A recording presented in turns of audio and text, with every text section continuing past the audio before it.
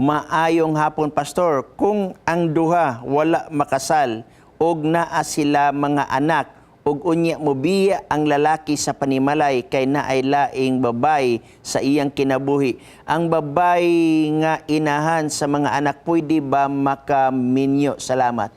Yes, of course. Especially, wala gani sila makasal. No?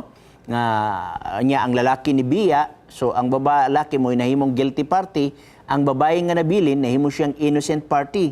No, so kibali pwede siyang makasal. Ang ako lang advice mo ni para madungagan ang inyong enlightenment, bisita mo personally sa inyong district leader kung kamo usa ka Seventh-day Adventist.